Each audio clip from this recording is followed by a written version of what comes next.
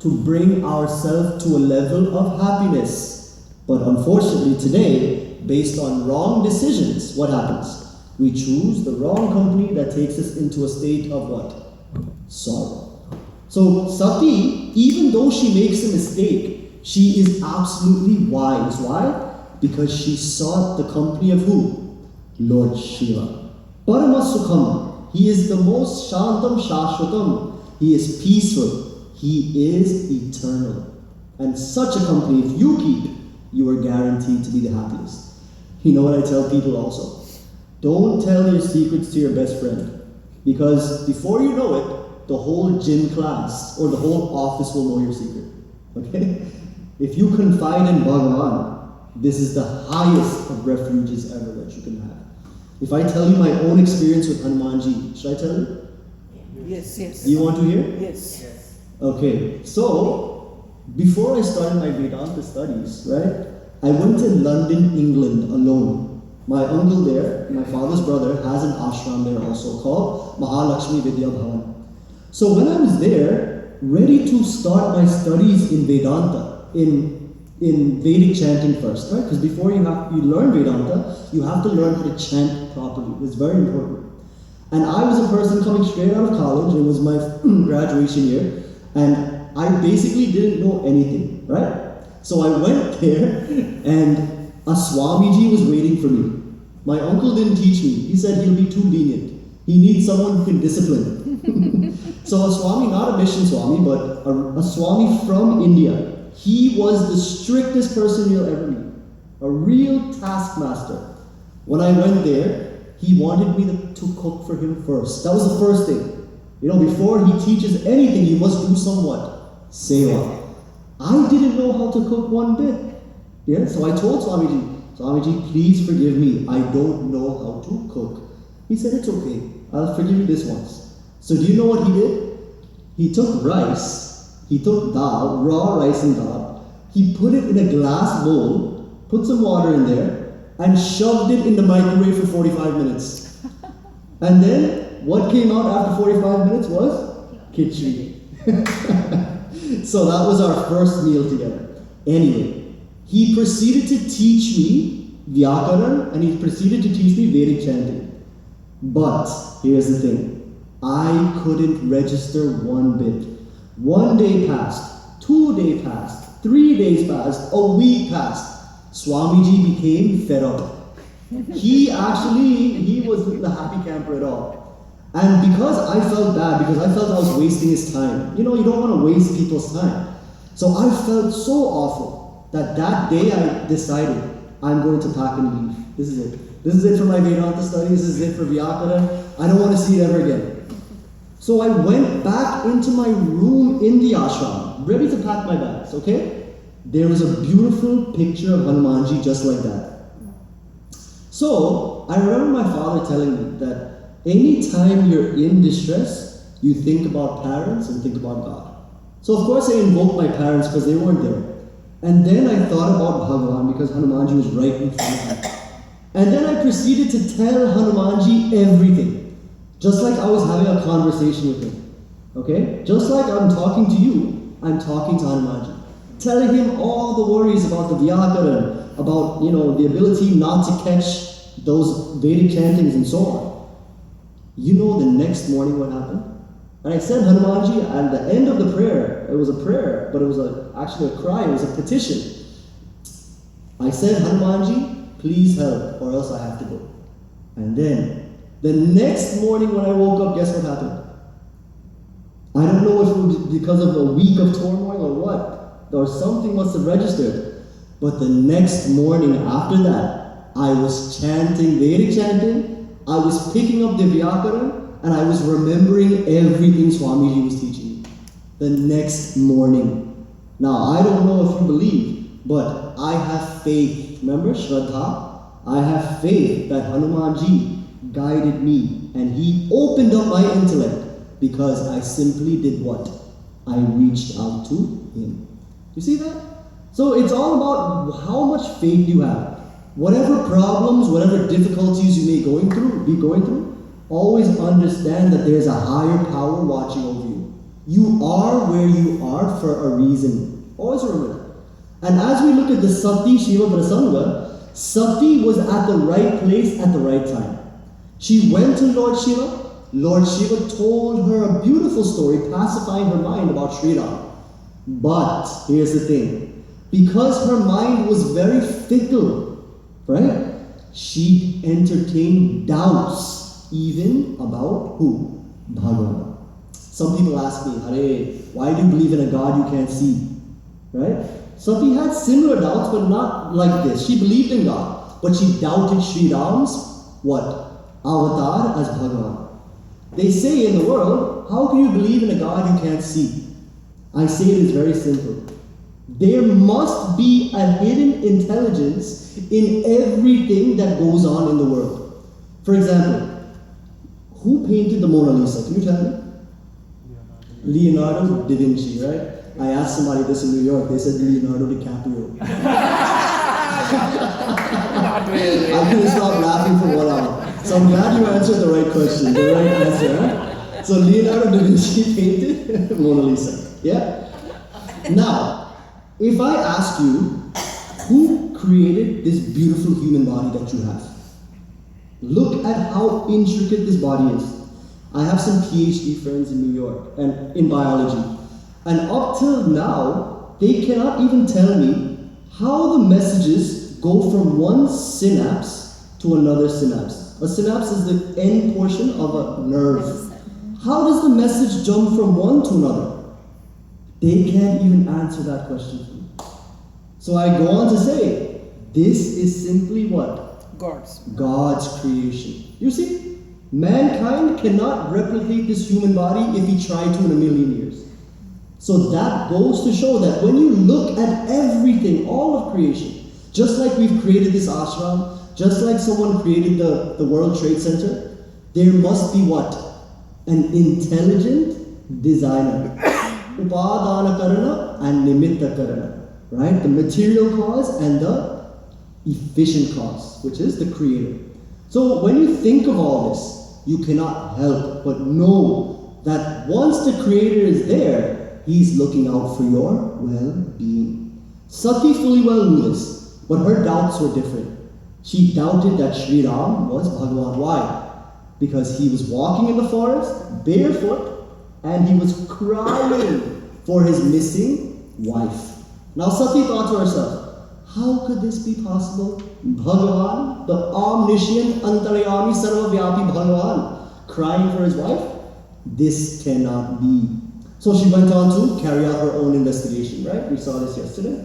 She disguised herself as who? Sita. And as soon as she landed in Aranya, Sri Ram spotted her and said, "Oh Mother Durga, oh Parvati Ma, what are you doing here alone in this forest?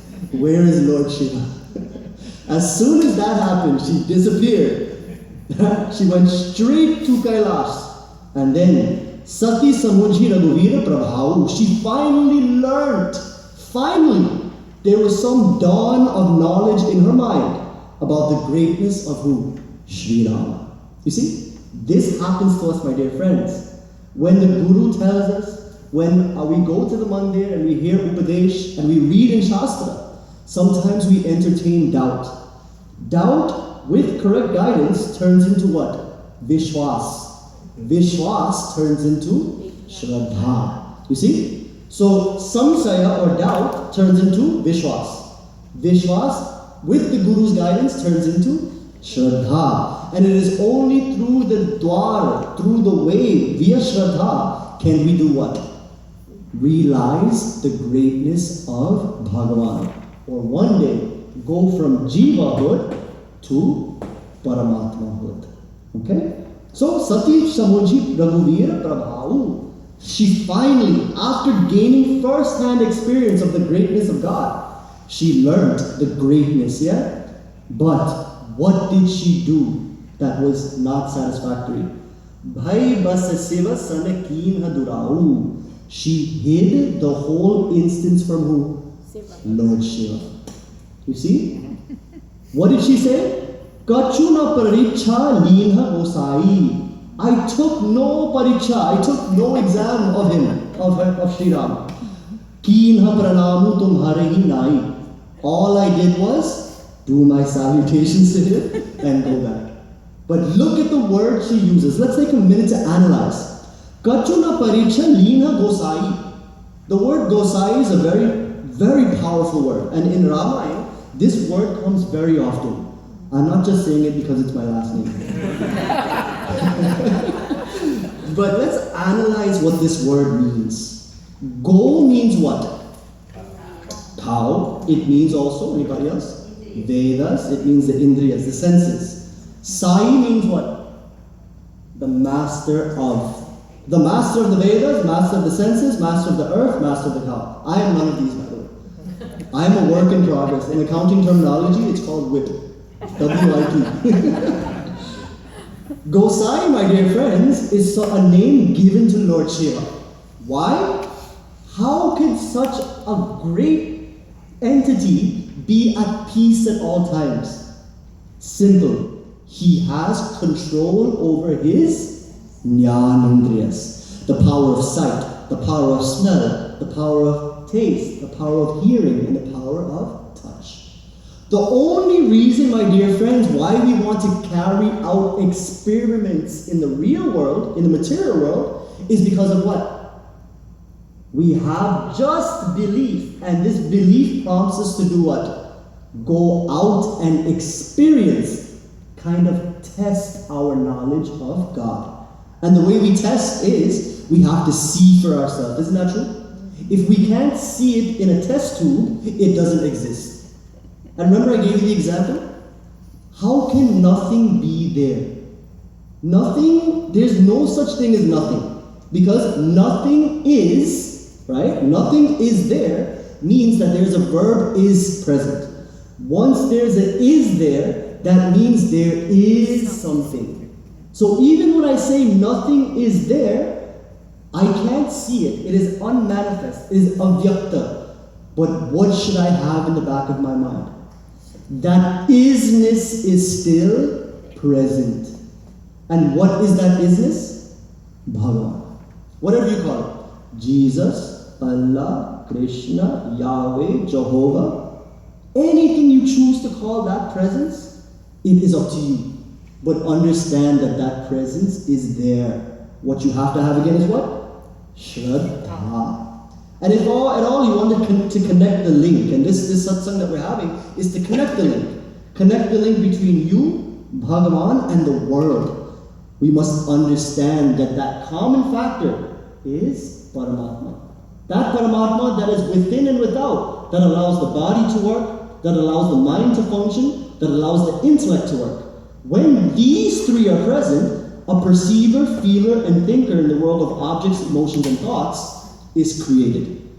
So, we may not necessarily see this, but one has to have simple faith in that. Lord Shiva, being omnipresent, all-wise, he is called Gossai. Why? Because he doesn't have to rely on the senses to seek the happiness that he's looking for. He has mastered them. He has controlled the mind. He has Shama and Dhamma, and he realizes the greatness within. Kachuna paricha linha Gossai. Such a person, my dear friends, cannot be fooled. And we'll see later on. Kina pranamo tumhara hi nai. And she goes on to say that all I did was bow. And we know this to be what? A blatant lie. Now remember, Sati is not, she is not a bad person. She, like any mother, is telling us what? In a very subtle way, how not to be if we're going to truly connect the links in life. And what is the first thing she says? You have Shraddha. Second thing you say, you have to have is what? Can you tell me? Who's paying attention? Huh? You must have Shraddha, and you must not go in disguise. There must be no element of what? Deceit in your undertakings in life. In life, you should be very straightforward, but for the good way. Okay? You know what I'm talking about? If someone has a disability, am I going to go pointing that out to that person? If someone has a shortcoming, am I going to go remind that person of that shortcoming? If someone cannot do something properly, am I going to go on beating that into that person's head that you cannot do that? What am I going to do? I'm going to, as I said in Bal Vihar, empower them. And if at all we want to be peaceful, we must empower the people around us. That is the secret. And how do we do that? We encourage them. We bring them up. You see? If I tell a child, you're worthless, you're this, you're that, what's going to happen to that child's mentality? It's going to stem his growth spiritually and physically. But if I say, in the face of the child's shortcoming, that you have a lot of potential, one day you will be a great person if you work hard at it. Guess what's going to happen? That child will grow with confidence into a better person for the future. You see? So, the first way we should never be is deceitful. Always be straightforward, but the caution is, be straightforward in the correct way. Don't be straightforward in a negative way. Be straightforward in a way of what? Positivity. You understand? Now, let's see Lord Shiva's response to all of this. Ready? How does this great master respond? What is the example that we can take to implement, to inculcate these values into our life? Tulsi Dashti writes in this beautiful Jalpai.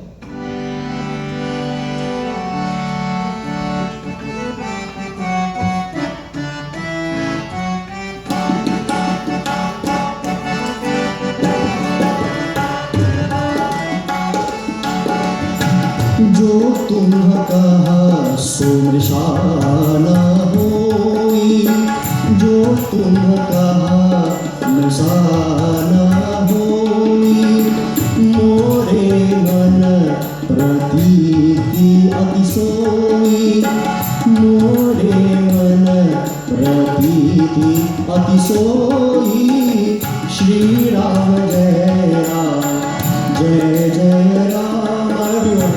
Shri Ram Jai Ram Jai Jai Ram, Shri Ram Jai Ram Jai Jai Ram, Shri Ram Jai Ram Jai Jai Ram, Shri Ram Jai Ram Jai Jai Ram, Shri Ram Jai Ram Jai Jai Ram।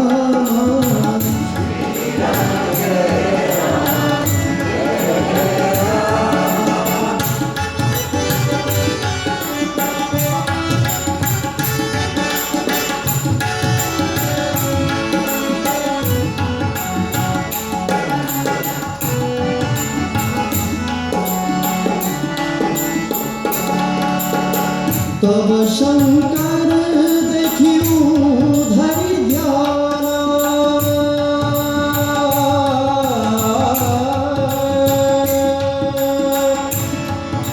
Shri Ram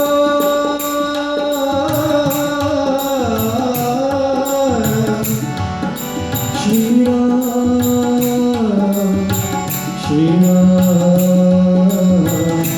Shri Ram Ram Ram बोलो राम राम राम राम राम राम बोलो राम राम, श्री राम राम राम बोलो राम राम राम,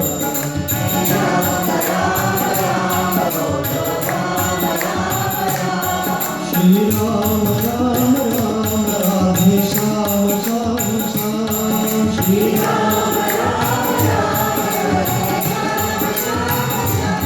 श्री राम राम राम बोलो राम राम राम,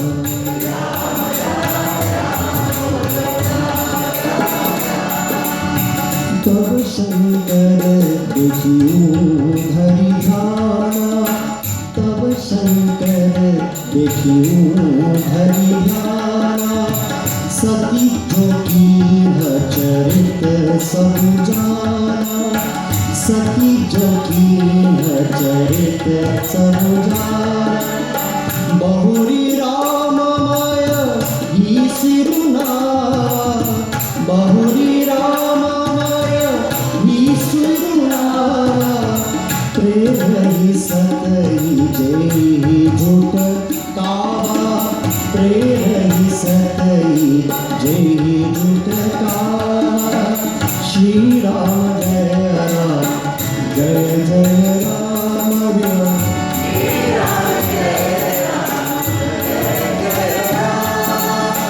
हरि इच्छा भावी भलवाना, हरि इच्छा भावी भलवाना, हृदय विचारत शंभु सुजाना, हृदय विचारत शंभु सुजाना। श्री राम जय राम, जय जय Ram, Shri Ram Shri Ram Jai Ram, Jai Jai Ram, Shri Ram Jai Ram, Jai Jai Ram, Shri Ram Jai Ram, Jai Jai Ram, Shri Ram Jai Ram, Jai Jai Ram, Shri Ram Jai Ram, Jai Jai Ram.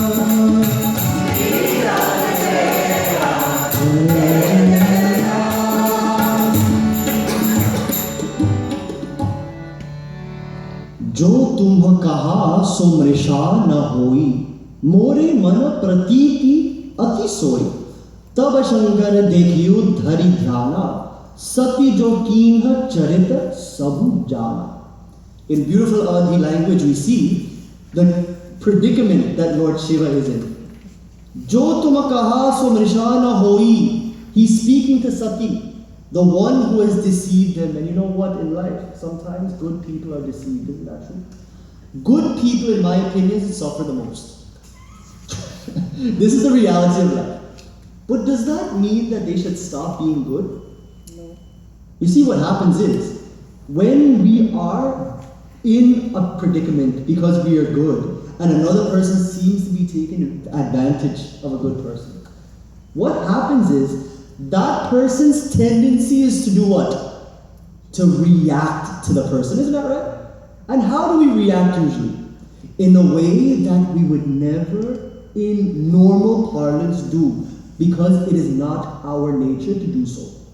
In life, you're going to come across good people and not so good people. It's just the way the world is. You see, in life, in Sanskrit language, we see that there's something called dvandva. Can you say that word for me? Dvandva. Dvandva means the pairs of opposites. Good, bad, rain, sun. Kabhi Khushi, Kabhi Gum. Isn't that a movie that was there? Sometimes happy, sometimes sad. Sometimes good, sometimes not so good. And in life, especially in New York, I don't know about here. In New York, we meet such people. Such people who will test us. Some people who will take us to our limits. But here's the thing. If you consider yourself to be, what is the word? Gossai. Your ability to react to them shall not be there. How should you be? You should be responsive. You see the difference? Yes. Reacting means I stoop myself down to the level of that person.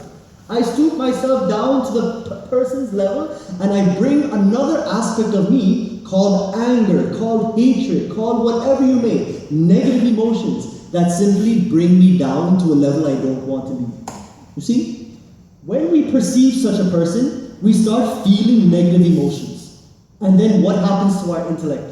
It goes out the window. As a matter of fact, our mind, because it's based on instinct, begins to operate on autopilot. And guess what happens? Our senses, which are not right at the time, take us to a level that we won't want to be in the world of this emotion. You see? That's why I love Bhakti. And in the morning class, I introduced to them that Bhagavad Gita split into 3. First 6 chapters are based on how to manage the body through Karma Yoga. Second 6 chapters, chapters 7 to 12, is focused on mind management. How to channel the emotions into the direction of the higher. Remember I said, what was the catchphrase I said? I said we shouldn't fall in love. We should rise in love. Only when you rise your emotions to the level of Paramatma, Only then are you a fit instrument to use your intellect to have an integrated personality. What does it mean to be integrated in life? Not to be led away by the mind and the senses into a world of emotions and negative emotions, objects and negative emotions. We should integrate our intellect to control the senses, to take our minds upward and higher in life. What I always tell the kids in New York, the peers that I work with over there, my colleagues there, I tell them, in life, don't be trapped by emotions. If there's any sort of bondage in life, it is being trapped by your own inner demons, which is what? 6 are there. Can you tell me them? Kama, Krodha, Lobha, Moha, Mad, Matsarya. Right? These are the 6 Shat Ripu. Shat means what? 6. Ripu means enemies. These are the 6 enemies of life. The enemy is not the daughter-in-law, mother-in-law. It's not the boss, it's not... I'm just kidding, right? I'm kidding. It's not the person that you consider to be the enemy. Where are all of these negative things coming from? Within us. Within you. And if you can conquer these defects of the mind based on emotions, what are they? Kama, Krodha, Lobha, Moha, Mad, Matsarya. Lust, anger, greed, attachment, false pride, which is hypocrisy or ego, abhiman, and jealousy. If these 3 things can be under control, my dear friends, we are able to do what? To rise above the surface of anyone who's trying to do what? Pull us down. Just because someone treats us a certain way, does it mean that we'll cry and wallow? No. If you can help it, you help the situation. If you can't, you just simply walk on. You move forward, right? Aage chale bahuri raduraya. In the first chaupai of Kishkinda Kanda, what did Sri Ram do? Sri Ram, it would have been very easy for him to see the situation. What happened to him? He lost his wife. He lost his father. He lost his kingdom. But did it stop him from moving forward? No way. In life, we have it too easy. That's our problem. And not you, the kids.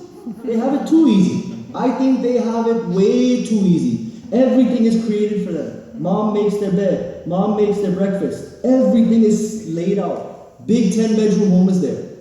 Video games galore. You pick. Right? They're doing well, no doubt. But they have it way too easy. Sri Ram has problems. Not even us have problems to that degree. He lost his father, he lost his wife, he lost his kingdom. He had to go barefoot into the forest. Okay, he's Bhagavan. But let's leave that aside. Can any of us survive in that instance? No. So in life, what we have to do is we really have to be Gossai. If you take anything home tonight, it's this word. This is the most important word in this prasanga.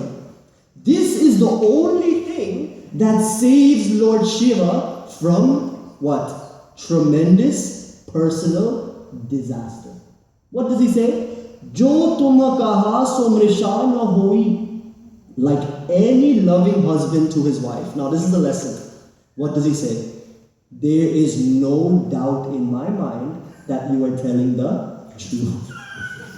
Now we're seeing the most highest of deception in life. When a wife or husband deceives each other.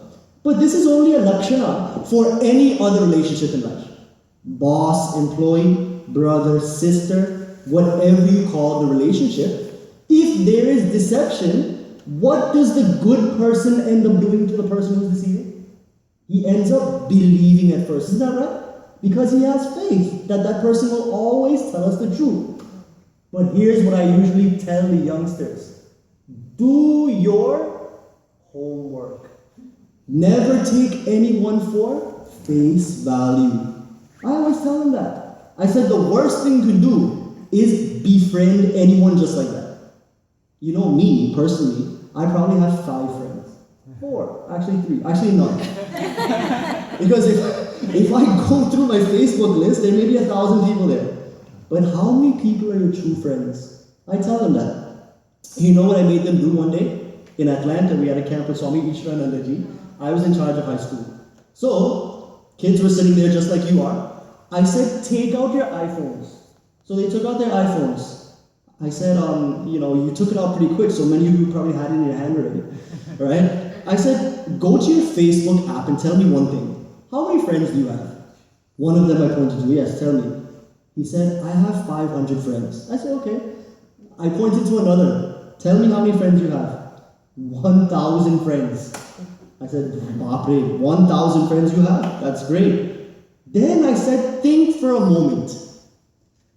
Analyze your friends on Facebook based on the criteria I'm about to tell you. Okay? I said, let's analyze a friend first. Who's a friend? A person who will give the last shirt on his back to you is a friend. A person who will share what he has with the greater populace is a friend. A person who will do what also? A person who will encourage you. A person who will stab you in the front. You hear what I say? Where do people usually stab people? A friend will never do that. Like Krishna, Arjuna. It would have been very easy for Krishna to say, okay, you're my friend, let me leave you alone. You don't have to fight this war. But did he say that? Krishna was very abusive to Arjuna, if you read the Mahabharata. Very abusive. Bhagavad Gita is very light. Okay? He was very abusive to Arjuna because why? He wanted his friend to be the best. You see, what happens is, when we tell our friend anything good, let's not go to the nightclub. Let's go to Mandir. Let's not do this. Let's do something divine. Let's not sleep in on Saturday. Let's go help at the soup kitchen. Guess what? Friends who are fair weather friends don't want to hear this. As a matter of fact, you may end up losing a friend in the process. When you tell them where they're going wrong, where they're supposed to be going right. You see? Whenever we attempt to correct a friend, this is what happens. We end up losing them. This is why in life, as you get older, what happens? You actually have less friends. You see? Because your true friends really surface at the top after some time. Anyway, so I told them, based on this criteria of a friend, tell me who's a friend on your list. They thought for a second. Okay, this is serious. Then I told them category number 2. Tell me on that list who's a fair weather friend. FAIR WEATHER. And I told them what that means. A fair weather friend means someone who is there when the times are good, but when the times are bad, gone. Do you know people like this? Yes. People like this will end up hurting us the most. And if God takes these people away from your life, it is the best thing. But it hurts at first, isn't that true? When we lose any friend, it hurts. But such losses in our life, understand, are for your own good, because Hanumanji's grace is